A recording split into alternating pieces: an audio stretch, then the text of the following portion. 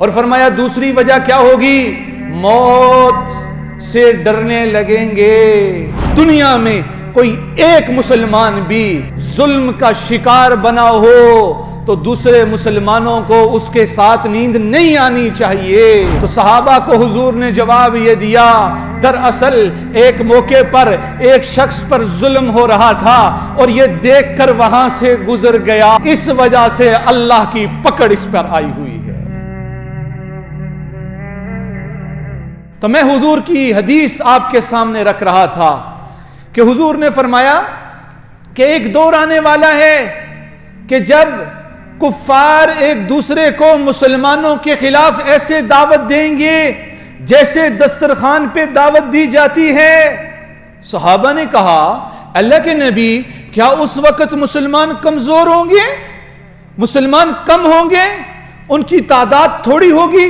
کہا نہیں، ایسا نہیں ہے، بلکہ ان کی تعداد اتنی زیادہ ہوگی، اتنی کثرت میں ہوں گے کہ جیسے سیلاب میں تنکے ہوتے ہیں ویسے ہوں گے۔ کہا اللہ کے نبی، ایک اور حدیث میں، اللہ کے نبی یہ حالات کیوں پیدا ہوں گے؟ یہ حالات کیوں آئیں گے کہ مسلمان اتنے ذلیل ہو جائیں گے، اتنے پستی میں ہو جائیں گے؟ اتنی تعداد کے باوجود ہم تو 313 ہوتے ہیں اور ہزاروں کے مجمع کو توڑ دیتے ہیں۔ یہ کیا ہوگا مسلمانوں کو؟ یہ کیا ہو جائے گا کہ یہ اتنا کثرت میں ہونے کے باوجود ذلت اور پستی اور گراوٹ کی تصویر بنے ہوں گے؟ تو حضور صلی اللہ علیہ وسلم نے فرمایا 3 وجوہات ہوں گی۔ پوچھا اللہ کے نبی کیا وجوہات؟ کہا پہلی وجہ یہ ہوگی کہ لوگوں کو مال سے محبت ہو جائے گی، لوگوں کو مال سے محبت ہو جائے گی۔ آج کون کہہ سکتا ہے مجھے مال سے محبت نہیں؟ حضور کی ایک نشانی سچ ثابت ہو گئی، یہ حالات اس وجہ سے ہیں۔ یہ میں بارہا جب یہ حدیث اس طرح کی رکھتا ہوں، ساتھ یہ روایات بھی ضرور رکھتا ہوں۔ جب میں یہ آپ کو بتاتا ہوں کہ حضور نے فرمایا مال میری امت کا فتنہ ہے، تو ساتھ یہ بھی بتاتا ہوں کہ حضور نے یہ بھی فرمایا التاجر الصدوق الامین مع النبیین والصدیقین والشہداء۔ کیا کہ سچا اور امانت دار تاجر قیامت کے دن کہاں ہوگا؟ نبیوں کی صف میں کھڑا ہوگا۔ شہداء کی صف کون بھائی؟ جسے ہم دنیا دار کہتے ہیں، جس کے بارے میں ہمارا نظریہ اور تصور یہ تو دنیا دار ہے، سے چھوڑو، اس کا اور جنت کا کوئی تعلق نہیں ہے، یہ کاروباری ہے۔ لیکن حضور کیا فرما رہے ہیں؟ التاجر الصدوق الامین مع النبیین والصدیقین والشہداء۔ سچا تاجر تو قیامت کے دن نبیوں کی صفوں میں کھڑا ہوگا۔ بات کیا ہے جو حضور نے فرمایا کہ یہ مال میری امت کا فتنہ ہے؟ اس کی وجہ یہ ہے کہ لوگ مال سے محبت کریں گے۔ مال کماؤ محبت نہ ہو، مال کمانا جائز۔ مال کماؤ اور محبت ہو، مال کمانا دین کی نظر میں ناجائز۔ کیسے؟ ایک بہت بڑے بزرگ گزرے، خواجہ عبید اللہ احرار رحمت اللہ علیہ۔ ایک مرتبہ بڑے کاروباری بہت قسم کی تجارتیں کر رہے ہیں، ایک شخص نے بڑا حضرت کا واز سنا اور بڑی حضرت کی باتیں سنی تو دل کیا جاؤں دیکھوں یہ شیخ کیسے ہیں۔ چل پڑے اور جب پہنچے تو دیکھا عبید اللہ احرار تو اپنے بزنس میں، اپنے کاروبار میں، اپنی تجارت میں لگے ہوئے ہیں۔ تو اس شخص نے کہا او بھائی میں تو یہ سوچ کر آیا تھا کہ کوئی اللہ والا ہوگا، یہ تو تاجر بیٹھا ہے، یہ تو بہت بڑا بزنس مین بیٹھا ہے۔ تو عبید اللہ رحمت اللہ علیہ نے کوئی جواب نہیں دیا۔ شام ہوئی، دونوں نکلتے ہیں سیر کے لیے۔ رستے میں عبید اللہ احرار کہتے ہیں میاں میرا دل کرتا ہے حرمین چلیں، حج کر کے آ جائیں۔ تو وہ ساتھی کہنے لگا ہاں میرا بھی دل چاہتا ہے حرمین چلا جاؤں، حرم کو دیکھوں، بڑا عرصہ ہو گیا حرم نہیں دیکھا۔ تو عبید اللہ بن احرار کہتے ہیں چلیں پھر چلیں؟ اس نے کہا حضرت ابھی؟ کہاں ابھی؟ کہا صبر کرو میں اپنی چادر لے آؤں۔ عبید اللہ بن احرار رحمت اللہ علیہ نے فرمایا، او بھائی، او تیرا دل تو چادر میں اٹکا ہے، میں تجھ سے بڑا کاروباری اپنے بزنس کے بارے میں نہیں سوچ رہا اس کا کیا بنے گا، تو اپنی چادر کا سوچ رہا ہے، اس چادر کا کیا بنے گا۔ میں مال کما رہا ہوں لیکن میرا دھیان مال پہ نہیں ہے بلکہ کس پہ ہے؟ اللہ پہ ہے۔ مال کما رہا ہوں، تیرے سے زیادہ بزنس کر رہا ہوں، تیرے سے بڑا کاروباری ہوں، لیکن جب دین کی فکر پیدا ہوئی تو مال کی فکر سائڈ پہ۔ ایک بہت بڑے بزرگ بارہا جن کا واقعہ سنایا، بڑا کاروباری ہیں، بڑے پیسے کماتے، ایک دن ان کی پرافٹ ہوا، کوئی منافع آیا تو ساتھی نے پیغام دیا، حضرت بڑا منافع ہوا، خاموش ہو گئے، سر جھکا لیا، 2 منٹ بعد کہا الحمدللہ۔ وقت گزرا اور پھر خادم آیا، حضرت وہ جو پرافٹ ایک جگہ لگایا تھا نا، وہ جو راس المال ایک جگہ لگایا تھا نا، وہ جو منافع ایک جگہ لگایا وہ ضائع ہو گیا۔ حضرت نے خاموشی کے ساتھ سر جھکایا اور 2 منٹ بعد سر اٹھایا، کہا الحمدللہ۔ تو طلباء جو حضرت کی مجلس میں ہر وقت بیٹھے ہوتے تھے کہنے لگے، اے اولیاء کے سردار، مال کے آنے پر تو الحمدللہ سمجھ آتی ہے، یہ جانے پر کون سی الحمدللہ ہوتی ہے؟ تو کہنے لگے، بھائی جب مال آیا تھا میں نے دل کی طرف نگاہ کی تھی اور دل سے پوچھا تھا کیا اس کے آنے سے دل میں کوئی بڑائی تو نہیں آئی؟ تو دل نے جواب دیا، نہیں میاں کچھ نہیں ہوا۔ تو میں نے کہا الحمدللہ، اور آج یہ مال چھینا ہے تو میں دوبارہ اپنے دل کی طرف متوجہ ہوا ہوں اور دل سے پوچھا ہے کہ آج اس کے چھننے سے کیا میرے دل میں کوئی رنج تو نہیں ہوا؟ تو دل نے کہا نہیں بھائی کوئی رنج نہیں ہوا، کوئی غم نہیں ہوا۔ میں نے کہا الحمدللہ۔ تو میرے بھائیوں، مال کے آنے سے خوشی نہیں، جانے سے غم نہیں، تو یہ مال نقصان نہیں پہنچائے گا۔ لیکن آج کیا کیا ہم نے؟ مال کو اپنا اوڑھنا بچھونا بنا لیا، اپنا ہر معاملہ، ہر بات، ہر گفتگو، ہر موضوع اور ہر مجلس کی ابتدا ہو رہی ہے تو پیسے سے ہو رہی ہے، اور مجلس کا اختتام ہو رہا ہے تو پیسے پہ ہو رہا ہے۔ تو حضور نے فرمایا یہ مسلمان پر جو حالات آئیں گے 3 وجوہات پر، ایک ان کے دل میں دنیا کی محبت آ جائے گی، اور فرمایا دوسری وجہ کیا ہوگی؟ موت سے ڈرنے لگیں گے، موت کا خوف دل میں پیدا ہو جائے گا۔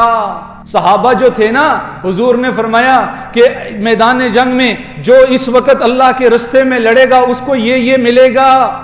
صحابی نے کہا واللہ اللہ کے نبی ملے گا؟ کہا ہاں ملے گا، جو میں کہہ رہا ہوں وہ اللہ دیں گے۔ وہی منہ پر جو کھجوریں لے کر گئے وہیں سے واپس پھینکی اور اللہ کے رستے میں نکل پڑے اور جہاد کرتے کرتے شہید ہو گئے۔ یہ تو وہ لوگ تھے۔ تو دوسری بیماری کیا؟ موت کا ڈر۔ ایک صحابی آئے، کہنے لگے اللہ کے نبی موت سے ڈر لگتا ہے، کیا کروں؟ صحابہ ہماری طرح تو نہیں تھے، بیماری پیدا ہو تو ڈاکٹر کے پاس نہ جائیں، تشخیص نہ کریں، حضور کے پاس ہے، حضور موت سے ڈر لگتا ہے کیا کروں؟ کہا مال خرچ کرو، جہاں مال جائے گا وہاں دل جائے گا۔ یعنی انسان کی انویسٹمنٹ اگر دنیا پہ ہوگی تو دل دنیا پہ لگا رہے گا، اگر انویسٹمنٹ کس پہ ہوگی؟ آخرت پہ ہوگی تو ہر وقت دل کرے گا وہ بھائی وہ جو میں نے اللہ کے لیے مسجد بنائی تھی، وہ جو میں نے اللہ کے نام پہ غریب اور غربا کی مدد کی تھی، وہ جو میں نے اللہ کے نام پر اپنے عزیز و اقارب کے ساتھ احسان والا معاملہ کیا تھا، اس کا فائدہ مجھے کب ملے گا؟ تو ہر وقت نظر کس پہ ہوگی؟ آخرت پہ ہوگی۔ تو حضور کو فرمایا اللہ کے نبی موت سے ڈر لگتا ہے کیا کروں؟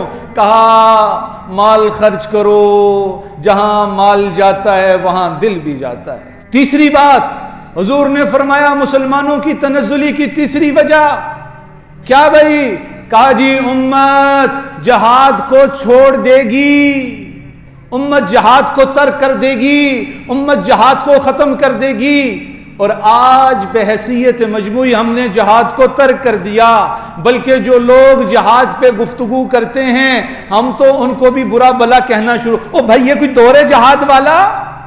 یہ کوئی وقت ہے جہاد والا؟ او پیاروں، وہ تمہارے معصوم بچوں کو ہسپتالوں میں بھی قتل کر رہے ہیں اور تم یہ فتویٰ ڈھونڈ رہے ہو۔ کیا یہ وقت ہے جہاد کا؟ کیا یہ وقت ہے اللہ کے رستے میں نکلنے کا؟ تو میرے بھائیوں میرے بھائیوں، حضور نے تیسری وجہ یہ بیان کی کہ امت پر زوال تب آئے گا، امت کے خلاف باطل تب یکجا ہوگا کہ جب وہ بحیثیت مجموعی جہاد چھوڑیں گے۔ اور شریعت کیا کہتی ہے؟ جہاد جس ملک میں باطل گھس آئے اس سے ملے ہوئے مسلمانوں کے اوپر لازم ہے جہاد کریں۔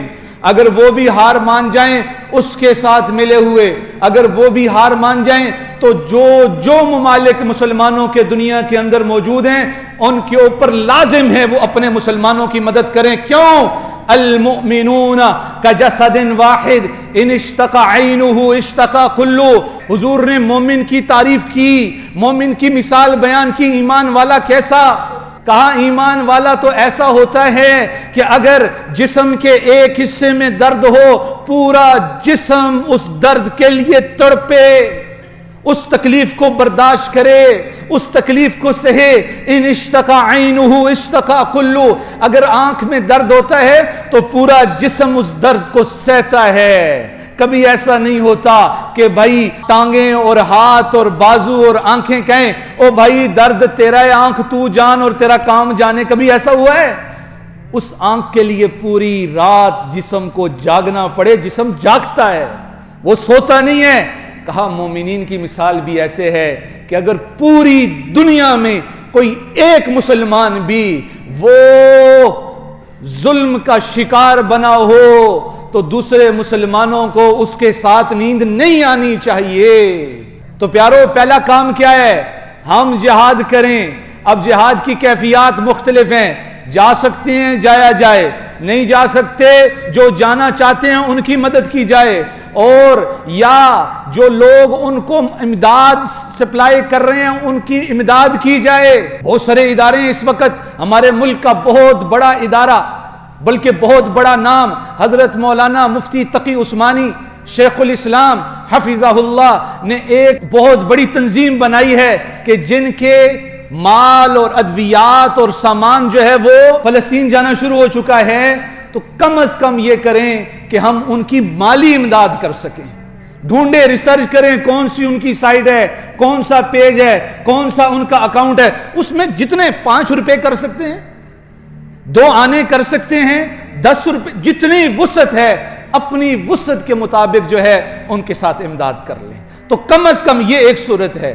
اور چوتھی صورت یہ ہے کہ اسرائیل کی جتنی مصنوعات ہیں، جتنی چیزیں ہیں، ہم ان سب کا بائیکاٹ کر لیں، آج سے تہیہ کر لیں کہ جو گولی، کیونکہ جب مال بکے گا اسرائیل کا تو وہ اس سے گولی بھی تو خریدے گا نا، وہ تمہارے مظلوم بچوں کے لیے استعمال ہوگی، تو کیا کرنا ہے؟ ہم نے ان کی مصنوعات نہیں خریدنی۔ میں کل کی بات کرتا ہوں، میں ایک بہت بڑی فوڈ چین کے پاس سے گزر رہا ہوں، نام نہیں لیتا، اس کے پاس سے گزر رہا ہوں اور وہ اسرائیل کی ہے اور اس کے باہر مسلمانوں کی قطار لگی ہوئی ہے، اور ہر کوئی یہی سوچ رہا او بھائی میرے 1000-2000 سے کیا ہو جانا ہے، او بھائی تو چھوڑ، تو اپنے عشق کی جو ہے نا علامت پیش کر، تو عاشق ہے، تو عشق کی دلیل دے، تو چھوڑ دے تیرے 1000-2000 سے کیا ہونا ہے، تو یہ دیکھ تیرا کام کیا ہے، تجھ سے اس وقت شریعت کا کون سا حکم متوجہ ہے۔ تو میرے بھائیوں، ہم کیا کریں؟ ان کی مالی امداد کریں، اور ان کی کسی قسم کی مصنوعات ہیں تو ان کا کیا کریں؟ بائیکاٹ کریں۔ اور آخر میں حدیث سنا کے بات مکمل کرتا ہوں، یہ جو حالات ہم دیکھ رہے ہیں اگر ان کو ایسے ہی دیکھتے رہے اور ہاتھ پہ ہاتھ رکھے دھرے رہے بیٹھے رہے تو یاد رکھنا ایک موقع پر حضور نے فرمایا تھا، صحابہ کے ساتھ جا رہے تھے، ایک قبرستان کے پاس سے گزرے اور صحابہ سے کہا اس صاحب قبر کو عذاب ہو رہا ہے، یہ عذاب قبر میں مبتلا ہے۔ صحابہ نے پوچھا اللہ کے نبی کیا وجہ ہے؟ کیا وجہ ہے کہ اسے عذاب ہے، یہ عذاب میں مبتلا ہے، یہ اللہ کے قہر میں پکڑا ہوا ہے؟ تو صحابہ کو حضور نے جواب یہ دیا، دراصل ایک موقع پر ایک شخص پر ظلم ہو رہا تھا اور یہ دیکھ کر وہاں سے گزر گیا، یہ دیکھ کر وہاں سے گزر گیا، اس نے ظالم کا ہاتھ نہیں روکا، اس وجہ سے اللہ کی پکڑ اس پر آئی ہوئی ہے، اللہ کا عذاب اس پر آیا ہوا ہے۔ تو میرے بھائیوں، آج یہی کیفیت ہے، فلسطین میں جو ہو رہا ہے ہم دیکھ رہے ہیں، بس زبانی کلامی افسوس کر دیتے ہیں، زبانی کلامی کہہ دیتے ہیں بڑا نقصان ہو گیا، بڑے بچے مر گئے، بڑے نوجوان شہید ہو گئے، لیکن یاد رکھنا حضور نے فرمایا اس شخص کو عذاب اس بیس پر ہو رہا ہے کہ ایک موقع پر کسی پر ظلم ہو رہا تھا اور یہ خاموشی سے وہاں سے گزر کے چلا گیا۔ یہ نہ ہو کہ ہمارا حشر بھی ان کے ساتھ ہو۔ اللہ سے دعا ہے اللہ ہماری حفاظت فرمائے، ان مظلوم مسلمانوں کی حفاظت فرمائے۔ باقی یہ حالات آتے ہیں، اللہ آزماتے ہیں، یہ اسلام کبھی دب نہیں سکتا۔ امریکہ نے کتنی کوششیں کی ہیں افغانستان میں، لیکن دیکھ لیں کس طرح دم دبا کے بھاگا ہے۔ اللہ ان کو بھی فتح دے گا، اللہ ان کی بھی نصرت کرے گا۔ اسلام زمانے میں دبنے کو نہیں آیا، تاریخ سے یہ مضمون ہم تم کو دکھا دیں گے۔ اسلام کی فطرت میں قدرت نے وہ لچک دی ہے، یہ اتنا ہی ابھرے گا جتنا کہ دباؤ گے۔ اللہ سے دعا ہے اللہ ہمیں اپنے مظلوم مسلمان بھائیوں کی امداد کرنے کی توفیق عطا فرمائے، اور جو کہا جو سنا اس پر عمل کی بھی توفیق عطا فرمائے۔